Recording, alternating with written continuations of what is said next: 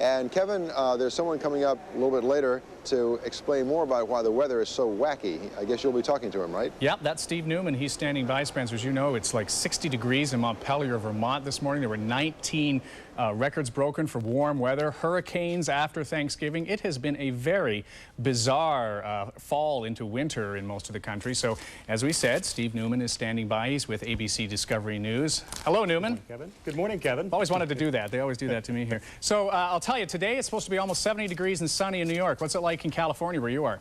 Well, we're just getting rid of a storm. It's going to be a little windy in your area, too, but La Nina is definitely taking hold of the weather patterns across the country. That is the culprit we can blame this year. Last year it was La Nina.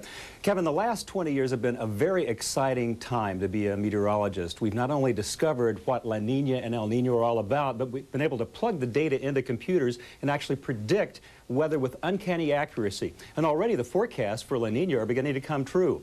This is the latest map from this morning showing the sea surface temperature down in the Pacific. This is La Nina. It's causing the polar jet stream to become active. And that's what's bringing in storms in the Pacific Northwest.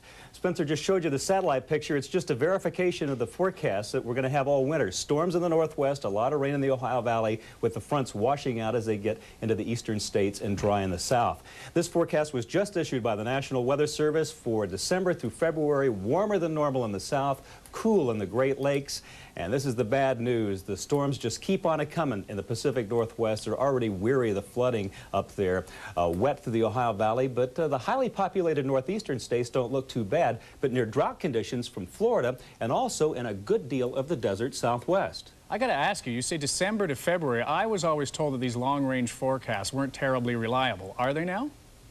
They're very reliable. Last year we were able to predict the El Nino storms almost to the month, almost to the week on when they would spread from Southern California to Northern California.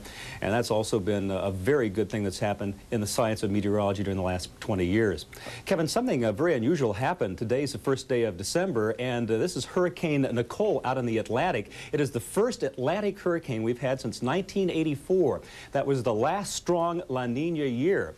It's also the 33rd hurricane we've had in the last 4 years, making the last 4 years the most active hurricane period and tropical storm period in the Atlantic basin since records began. So can you project any farther out then? If we've had these incredibly active months, which we have, can we say that El Nino will be back next year yet? Is there a cycle here? El Nino is in an irregular cycle. It could be back in 3 years or 7 years, but we're going to be dealing with La Nina for the next several months with above normal rain in the Pacific Northwest right on through most of the spring. Okay, well, because I live in New York, I have to ask you this. It's 70 degrees and sunny here in New York. I understand it's a little bit cooler, rainy, not very nice in California. Why would anybody like you want to live in California now? Oh, because I'm a California kind of guy. Yeah, okay. We always get it the other way, let me tell you. All right, take care, Steve. We appreciate it. Steve Newman.